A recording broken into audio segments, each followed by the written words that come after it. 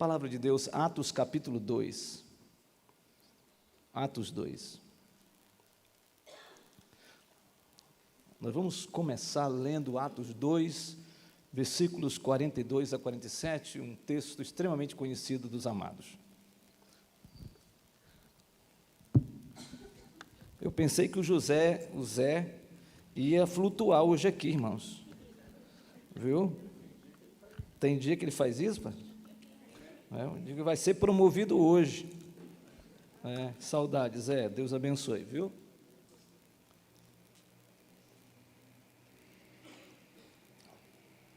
Atos 2, 42 a 47. Até que horas, pastor? Tá bom. Então, meia-noite é dia. Ok. Atos 2, 42 a 47 diz assim: E perseveravam na doutrina dos apóstolos e na comunhão, no partir do pão e nas orações. Em cada alma havia temor, e muitos prodígios e sinais eram feitos por intermédio dos apóstolos. Todos que creram estavam juntos e tinham tudo em comum. Vendiam as suas propriedades, bens, distribuindo o produto entre todos à medida que alguém tinha necessidade.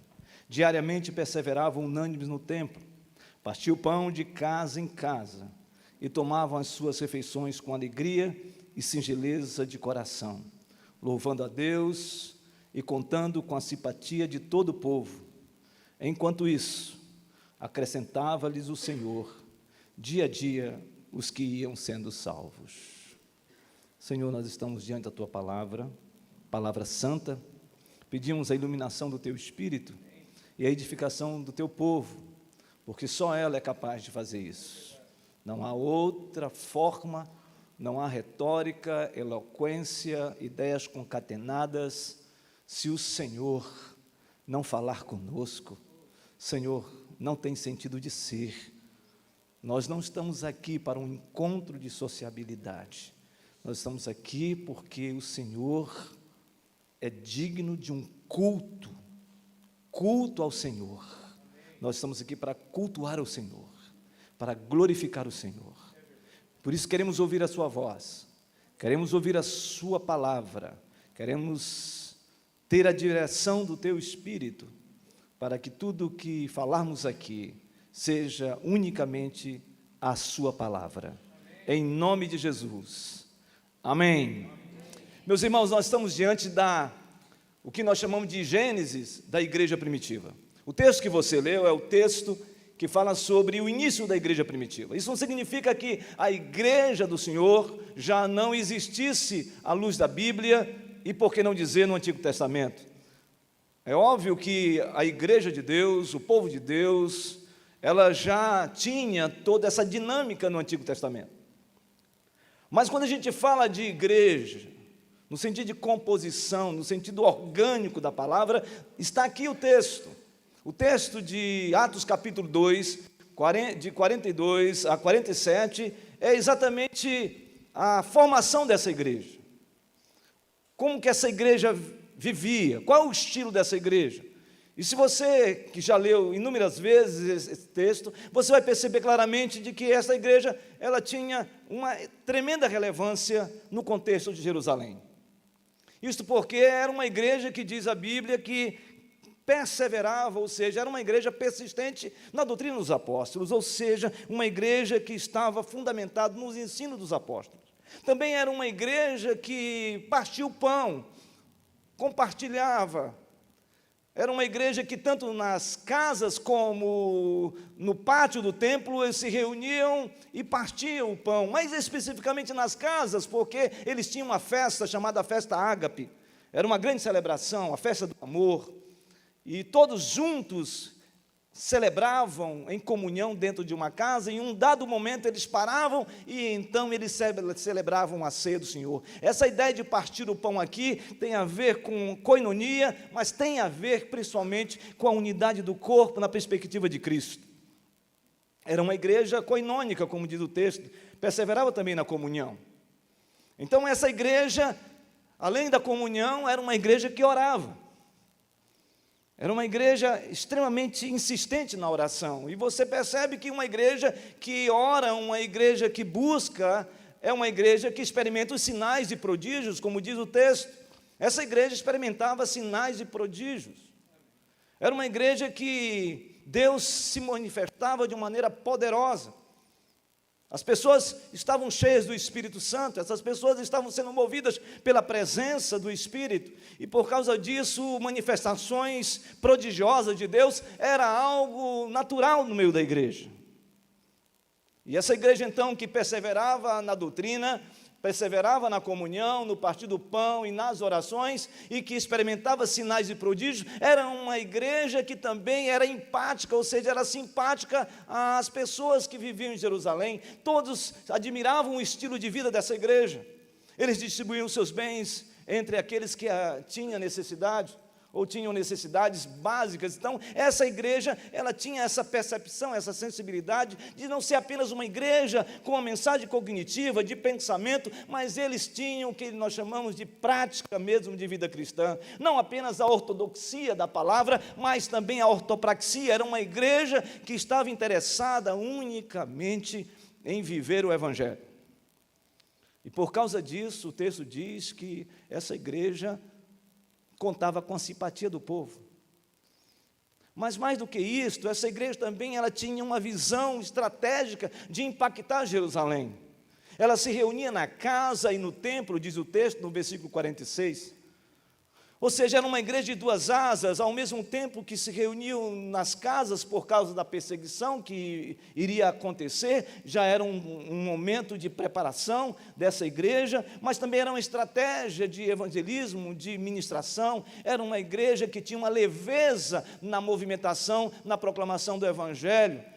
Mas também era uma igreja que se reunia no pátio do templo. Os judeus que foram impactados pela pessoa de Cristo, o do caminho, chamados também os do caminho, por causa de Jesus, conhecido como do caminho, essas pessoas, eles também tinham esse sentimento de se reunir, e como eles não podiam mais entrar no templo, porque eles não estavam mais numa dinâmica do judaísmo, assim, mais voltado para a cristificação em Cristo, então essas pessoas se reuniam no pátio do templo.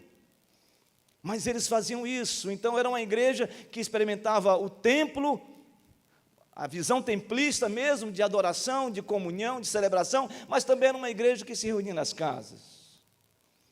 E o texto finaliza dizendo o seguinte: por causa dessa igreja ser uma igreja que era firme na doutrina, uma igreja firme na oração, uma igreja firme na comunhão, uma igreja firme no partir do pão, uma igreja que experimentava sinais e prodígios, uma igreja que tinha realmente essa simpatia de todo o povo, esta igreja impactou Jerusalém de tal maneira que a Bíblia diz no versículo 47, e acrescentava-lhes o Senhor dia a dia os que iam sendo salvos.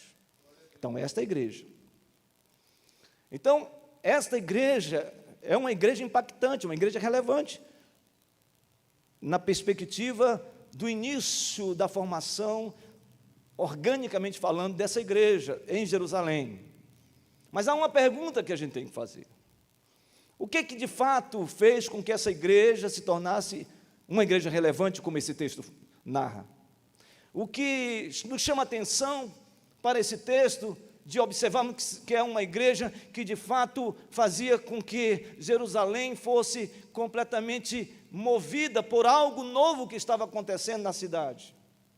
E aí é sobre esses dois aspectos que eu quero compartilhar com vocês, que eu chamo de dois fundamentos básicos que movia esta igreja a ser uma igreja relevante. E é sobre esses dois fundamentos que eu quero compartilhar com vocês. O primeiro fundamento que eu quero compartilhar com vocês é que esta igreja era relevante, foi relevante, impactante e até hoje nos inspira, porque essa igreja experimentou a presença do Espírito Santo.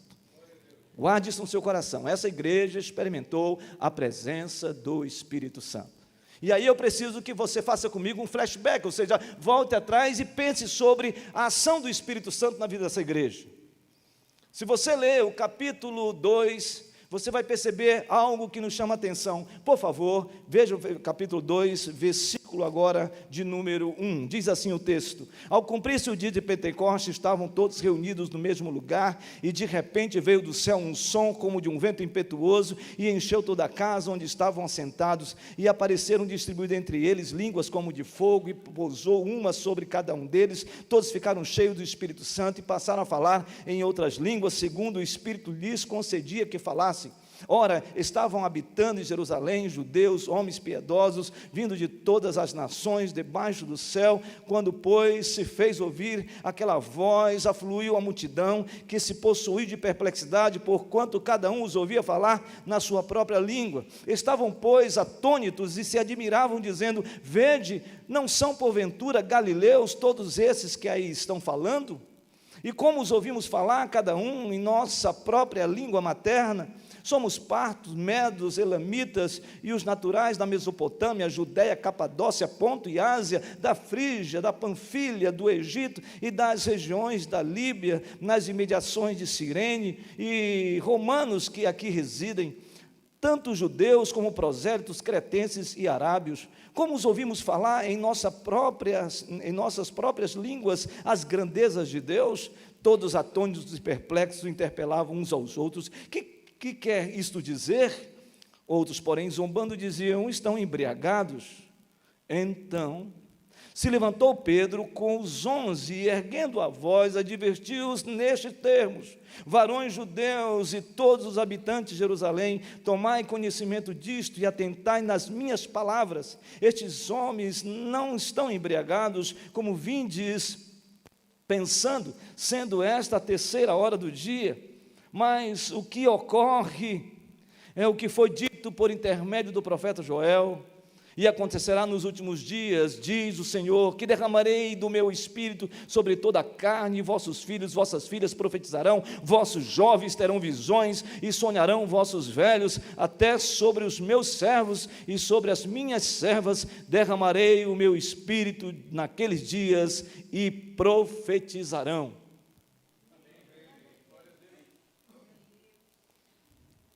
Eu quero que você pense comigo o que Pedro está dizendo aqui sobre o profeta Joel no capítulo 2, versículo 28. Ele está evocando Joel capítulo 2, versículo 28.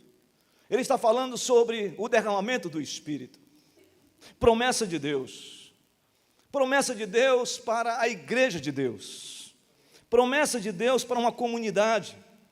E é interessante porque se você olha no Antigo Testamento, de como o Espírito Santo se movia, é algo interessante. O Espírito Santo no Antigo Testamento, ele estava presente na vida da igreja, ou do povo de Deus, mas ele tinha uma especificidade de atuar em alguns aspectos que nos chamam a atenção. Por exemplo, o Espírito Santo tinha uma ação específica na vida do sacerdote, na vida do profeta e na vida do rei. O Espírito Santo atuava através destes homens com funções específicas para reger, coordenar e dirigir o povo de Deus. Então o Espírito Santo usava de maneira muito clara. Se você ler Êxodo capítulo 30, versículo 30, você vai perceber ali o primeiro momento interessante a respeito da manifestação do Espírito de Deus. A Bíblia diz que o Senhor usa Moisés e diz a Arão para que ele separasse um unguento, um óleo específico para ungir tanto ele como seus filhos. Ali começa uma ação sacerdotal na vida de Arão. E vocês sabem que o óleo no Antigo Testamento tem um simbolismo muito claro, que é a presença do Espírito Santo. E o texto diz de que o Senhor falou para que Arão pegasse este óleo específico e ungisse o sacerdote. O sacerdote não podia entrar no lugar santo ou no lugar santo dos santos sem que fosse untado por este óleo. O óleo tinha que ser derramado sobre a cabeça, a barba, a estola, até os pés do sacerdote. Era uma antessala. É quando a gente lê o Salmo 133, a gente tem essa ideia. É lógico que o Salmo 133 está falando sobre a unidade, como é bom, agradável vivermos unidos, irmãos. Aí, mas o texto diz algo que nos chama a atenção. A partir do verso 2, diz assim: é como óleo precioso que desce sobre a cabeça, a barba, a estola, até os pés do sacerdote, Arão no caso. Em outras palavras, o texto está dizendo de que o óleo era derramado sobre o sacerdote na sua plenitude, na sua completude. Em outras palavras, aquele óleo derramado sobre o sacerdote, para que ele entrasse no tabernáculo, no lugar santo, ele precisava então ser completamente untado, envolto pela presença deste óleo, e o óleo é o símbolo do Espírito, ou seja, o Espírito Santo tinha que envolver completamente o sacerdote, porque ele não podia entrar no santo, ou no santo dos santos, sem estar completamente ungido, com as suas vestes purificadas. É tanto de que o sumo sacerdote, que entrava uma vez por ano no Santo dos Santos, ele usava um manto e o óleo era derramado sobre ele, e havia sinos nas orlas das vestes do sacerdote, e amarravam o sacerdote. Ele, quando entrava no Santo dos Santos, ele não tinha que ter nenhuma impureza, porque se houvesse alguma impureza diante da nuvem de glória, do poder de Deus, a presença de Deus, da arca do Senhor, este sacerdote era morto na hora. E era por isso que o sino balançava, e eles tinham que puxar com uma corda, por causa do poder glorioso de Deus. Então, a presença do Espírito Santo na vida do sacerdote era algo premente, fundamental. Eu não sei se você já leu a história de Samuel, quando foi falar com Jessé a respeito dos filhos dele em relação ao reinado na substituição de Saul. Diz o texto que Samuel chega a Jessé e procura um dos filhos para ser ungido, e na mente de Samuel ele pensa primeiramente no primogênito, ele pensa primeiramente naquele mais formoso, e ele então começa a olhar para um filho de Jessé e diz: é este, e o Senhor diz: não é este. Aí ele escolhe outro e tal. Chega um momento que Samuel já não está entendendo mais, e aí o Senhor fala para Samuel: Samuel, ouça, o homem vê o exterior, eu vejo o coração. Então Samuel pergunta: tem mais alguém? Tem um ruivinho, pastorzinho, cuidando das ovelhas lá no campo. Como é o nome dele? É Davi. Então chama esse Davi. Então, quando Davi se apresenta, o Senhor diz: é este. Então Samuel, que tinha trazido um chifre contendo óleo, jorra sobre a cabeça de Davi, e o texto no original é claro quando diz: e o Espírito de Deus pousou, se apossou de Davi. A presença do Espírito Santo. O reinado de Davi só foi o reinado de Davi por causa da presença do Espírito Santo na vida de Davi. O sacerdócio de Arão e todo o levitismo só foi o levitismo na perspectiva de Arão sendo sacerdote, só foi o que foi por causa da presença do Espírito Santo, o óleo derramado sobre o sacerdote. E assim também era no profeta. Em outras palavras, o Espírito Santo atuava sobre o povo de Deus, mas especificamente sobre esses homens: profeta, sacerdote e o rei. Mas o que me chama a atenção é esse apontamento de Joel. Joel, então, é o primeiro profeta a falar de uma maneira clara a respeito do Espírito Santo de Deus. Por isso é conhecido como profeta do Pentecostes do Antigo Testamento. E quando Joel fala que o Senhor, derramaria o seu Espírito sobre toda a carne, vossos filhos, vossas filhas terão visões. Ah, meus irmãos, vossos velhos sonharão. Que algo extraordinário. Vossos servos, vossas servas também profetizarão. Quando ele fala isso, ele está fazendo um apontamento. O que ele está dizendo é de que o Espírito Santo seria derramado não mais nessa dinâmica que nós compartilhamos anteriormente, mas o Espírito Santo seria derramado sobre toda uma comunidade, uma coletividade, e não somente sobre uma coletividade. O Espírito Santo não estaria apenas atuando especificamente e depois se ausentava num sentido mais claro e pedagógico para nós entendermos, não que ele saísse do meio do povo, não que ele não estivesse atuando no meio do povo, mas no sentido mais específico da atuação do profeta, sacerdote e do rei. Mas o texto está dizendo que agora o Espírito Santo não somente era derramado sobre a comunidade, mas também viria de uma vez por todas sobre a comunidade. Muito bem, a gente vai para o Novo Testamento. O Novo Testamento começa Jesus falando algo que nos chama a atenção. Se você ler Lucas capítulo 24, versículo 49, Jesus está no Monte das Oliveiras. Ele está quase sendo assunto aos céus. Você sabe que há 3 dinâmicas interessantes. Primeiro, você percebe claramente a ascensão de Jesus. Depois você percebe a dispensação do Espírito. E depois você percebe a expansão da igreja. Você vê isso no livro de Atos dos Apóstolos.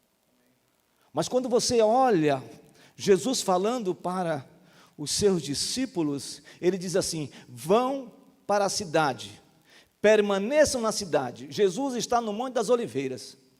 Ele está falando para os seus discípulos descerem o Vale do Cedron e entrarem em Jerusalém, e que eles permanecessem no lugar até que eles fossem revestidos de poder.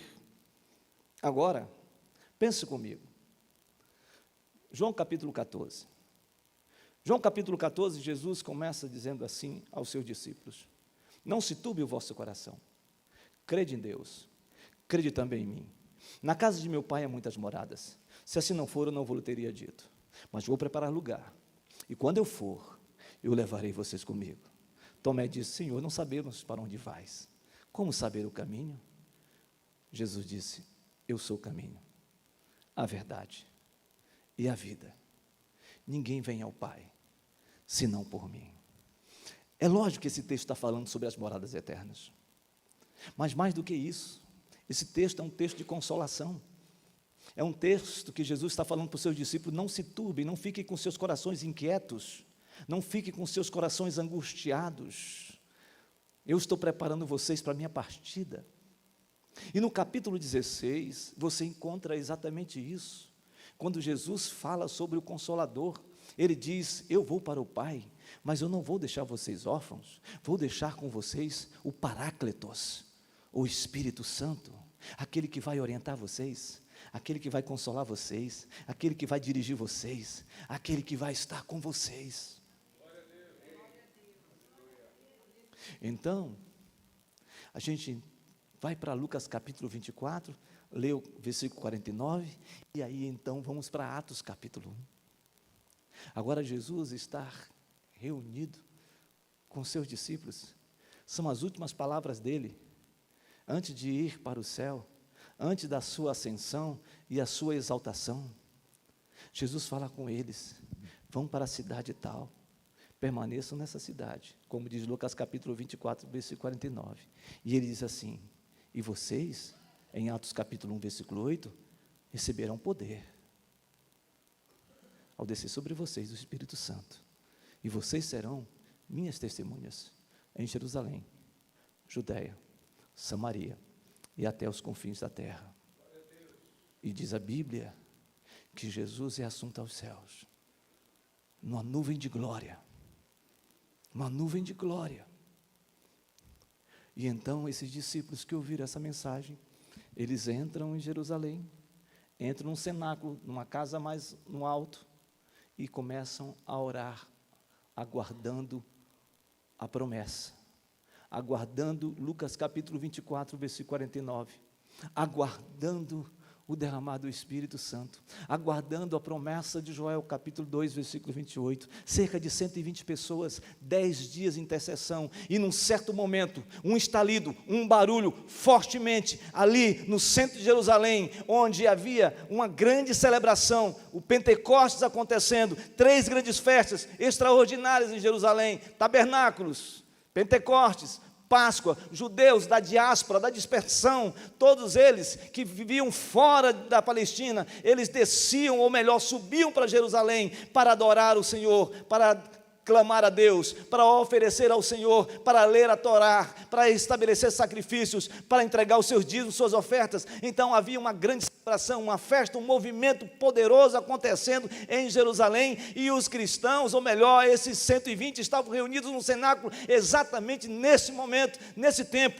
Um barulho fortemente estrondoso, poderoso aconteceu dentro daquela casa. Todos ficaram perplexos, olhando o que estava acontecendo, e a Bíblia diz que línguas como de fogo, labareda de fogo, um vento impetuoso entrou naquela casa, moveu aqueles irmãos e irmãs que estavam reunidos, e todos ficaram cheios do Espírito Santo. E a palavra cheio nesse texto significa transbordados, totalmente envolvidos, totalmente cheios, em plenitude, com a presença do Espírito Santo.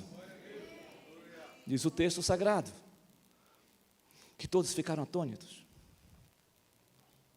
E todos aqueles que ouviram o barulho, correram para ver o que estava acontecendo.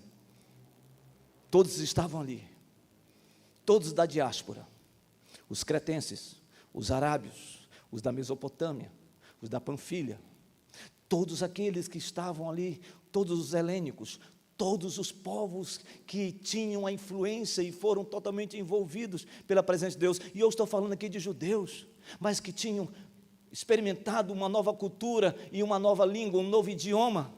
E eles então começam a ouvir a mensagem daqueles homens e daquelas mulheres falando, e todos estavam entendendo o que eles estavam falando. O que é assustador é que eram galileus. O que é assustador é que eram da periferia da Galileia. Sabe o que significa Galileia para um judeu da Judéia, um judeu de Jerusalém? Era espúria, era marginalizada, pessoas iletradas, pessoas que não tinham cultura, gente da pior espécie. Então havia todo esse sectarismo, essa separação, essa divisão entre aqueles que tinham todo o conhecimento da religião, da própria cultura judaica, e daqueles que eram reconhecidamente por esses judeus da Judéia como se fosse realmente lixo. Mas essa gente estavam falando em idiomas, em línguas que eram inteligíveis para aqueles que estavam fora da Palestina. São exatamente essas pessoas que o texto fala: os partos, os medos, os islamitas, os naturais da Mesopotâmia, Judéia, Capadócia, Ponto e Ásia, da Frígia, da Panfilha, do Egito. Ou seja, essa gente toda estava entendendo a mensagem. É lógico que o que está acontecendo aqui é diferente do que aconteceu em 1 Coríntios capítulo 12. Em 1 Coríntios capítulo 12, nós temos ali a manifestação dos dons espirituais, nós temos ali a origem dos dons, e a origem dos dons está em Deus. Ali nós temos também o que nós chamamos de propósito dos dons, que é edificar a igreja, mas também nós temos ali a diversidade dos dons, e dentro dessa diversidade dos dons, nós temos o dom de línguas, línguas de oração, biblicamente falando. Mas o texto que nós lemos, a palavra não é glossolalia, como está em 1 Coríntios capítulo 12. A palavra que aparece nesse texto aqui é dialetos. Observe, por favor, o versículo de número 6, diz assim: quando, pois, do capítulo 2, quando, pois, se fez ouvir aquela voz, afluiu a multidão que se possuiu de perplexidade, porquanto cada um os ouvia falar na sua própria língua. Essa palavra língua aqui é a palavra grega dialetos. Outra palavra que me chama a atenção, o versículo 8 diz: como os ouvimos falar cada um a nossa própria língua. Essa palavra língua aqui também é a palavra dialetos no texto sagrado. Em outras palavras, todas as vezes que você encontrar essa expressão línguas, referindo-se à interpelação dessas pessoas que estavam entendendo o que estava sendo falado por aqueles 120 que estavam exatamente no cenáculo, a ideia é que Deus se manifestou de uma maneira tão poderosa que fez com que todos ali ouvissem a mensagem, fossem tocados pela mensagem. Houve manifestação da palavra de Deus e todos ficaram atônitos, perplexos, e alguns zombaram. E os que zombaram disseram: estão embriagados, estão ébrios. Nesse momento, o texto sagrado diz que o apóstolo Pedro se levanta e diz: nós não estamos embriagados. O que está acontecendo aqui é a promessa de Deus, falada pelo profeta Joel, que disse: e derramarei o meu espírito sobre toda a carne. O que Pedro está dizendo é que Atos capítulo 2 é o cumprimento da promessa, é o Pentecostes na igreja, é o mover de Deus na igreja. O que Pedro está dizendo é o que Joel estava falando, de que o Senhor derramaria o seu Espírito sobre uma comunidade, sobre uma coletividade, e que esse Espírito viria de uma vez por todas, e aconteceu. O Espírito Santo veio, nos encheu, cumpriu-se e agora está no nosso meio. Então o que fazia dessa igreja ser uma igreja extremamente empática, uma igreja poderosa, uma igreja relevante, uma igreja firme na doutrina, uma igreja firme na comunhão, uma igreja cheia da presença de Deus, sinais e prodígios aconteciam, as pessoas eram impactadas, eram atraídas por esta igreja, é porque essa igreja tinha a presença do Espírito Santo na vida dela. Agora, quero pensar com você hoje aqui. Efésios capítulo 1, versículo 13 diz assim: quem também vós, após ouvistes o evangelho da verdade, o evangelho da vossa salvação, e tendo nele crido, foste selado com o Santo Espírito da promessa.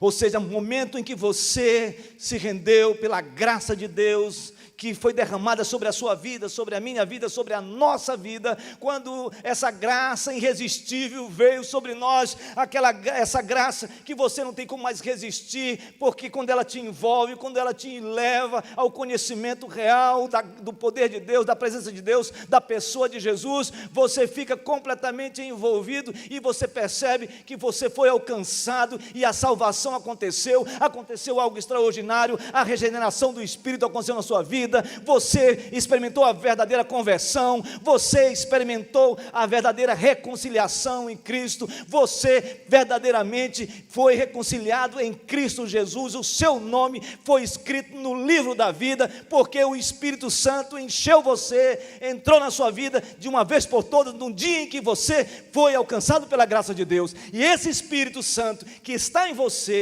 que habita em você, veio para ficar de uma vez por todas. Em outras palavras, se nós tivermos essa percepção como igreja, do derramamento do Espírito Santo na nossa vida, aqui nesse lugar, Deus pode fazer coisas extraordinariamente através da sua vida, para a glória de Deus.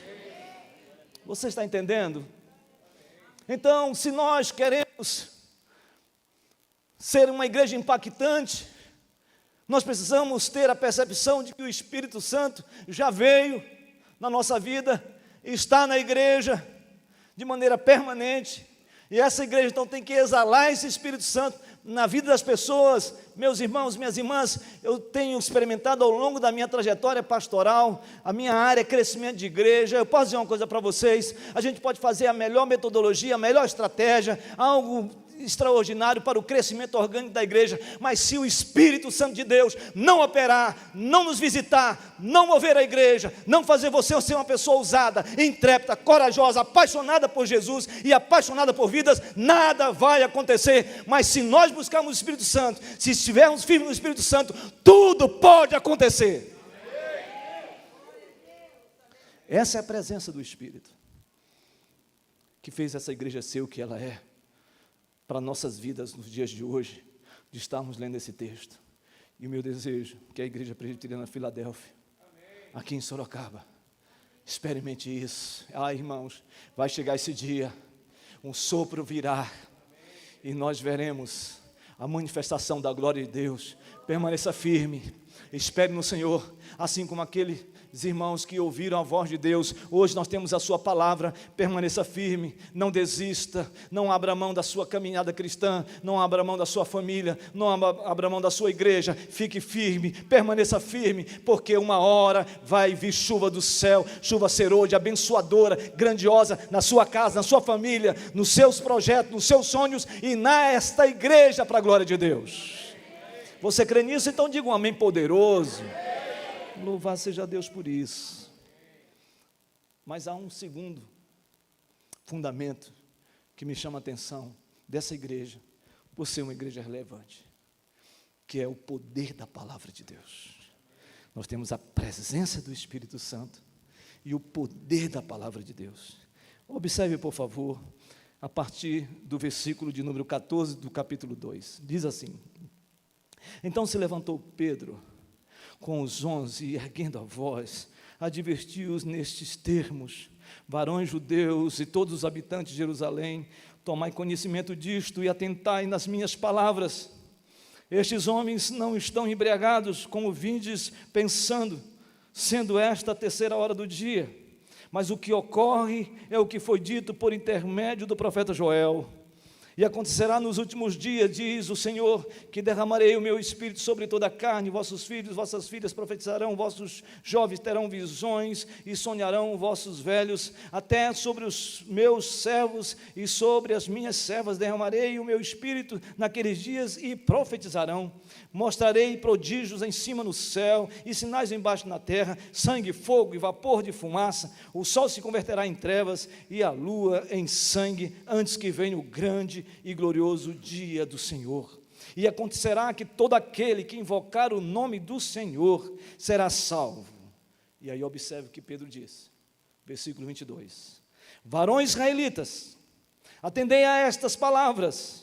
Jesus o Nazareno, varão aprovado por Deus diante de vós, e com milagres, prodígios e sinais, os quais o próprio Deus realizou por intermédio dele entre vós, como vós mesmos sabeis, sendo este entregue pelo determinado desígnio e presciência de Deus, vós o matastes, crucificando por mãos de iníquos, ao qual, porém, Deus ressuscitou, rompendo os grilhões da morte, porquanto não era possível fosse ele retido por ela, porque a respeito dele diz Davi: diante de mim envia sempre o Senhor, porque está à minha direita, para que eu não seja abalado. Por isso se alegrou o meu coração e a minha língua exultou. Além disto, também a minha própria carne repousará em esperança, porque não deixarás a minha alma na morte, nem permitirás que o teu santo veja corrupção. Fizeste-me conhecer os caminhos da vida, encher-me-ás de alegria na tua presença. Irmãos, seja-me permitido dizer-vos claramente a respeito do patriarca Davi, que ele morreu e foi sepultado, e o seu túmulo permanece entre nós até hoje. Sendo, pois, profeta e sabendo que Deus lhe havia jurado que um dos seus descendentes se assentaria no trono, prevendo isto, referiu-se à ressurreição de Cristo, que nem foi deixado na morte, nem no seu corpo experimentou corrupção, nem o seu corpo experimentou corrupção. A este Jesus Deus ressuscitou, do que todos nós somos testemunhas, exaltado, pois, à destra de Deus, tendo recebido do Pai a promessa do Espírito Santo, derramou isto que vedes e ouvis. Porque Davi não subiu aos céus, mas ele mesmo declara: diz o Senhor ao meu Senhor, assenta-te à minha direita, até que eu ponha os teus inimigos por estrado dos teus pés. Esteja absolutamente certa, pois toda a casa de Israel, de que a este Jesus, que vós crucificaste, Deus o fez Senhor e Cristo. Você já pensou nesse discurso? O maior discurso evangelístico da face da terra de todos os tempos. O maior discurso teocêntrico e cristocêntrico. A maior pregação que nós podemos falar sobre a pessoa de Cristo está aqui a partir do versículo 22 que nós lemos do capítulo 2. E o que Pedro pregou? Pedro pregou sobre a vida de Cristo. Pedro pregou sobre a morte de Cristo. Pedro pregou sobre a ressurreição de Cristo. Pedro pregou sobre a ascensão de Cristo. E Pedro pregou sobre a exaltação de Cristo. Quando esta mensagem terminou, todos estavam tomados, impactados. E o texto diz: que faremos, irmãos, diante desta palavra? Que faremos? Essa foi a interpelação de todos aqueles que estavam ouvindo essa mensagem estrondosa de poder e impactante proferida por o apóstolo Pedro. Que faremos, irmãos?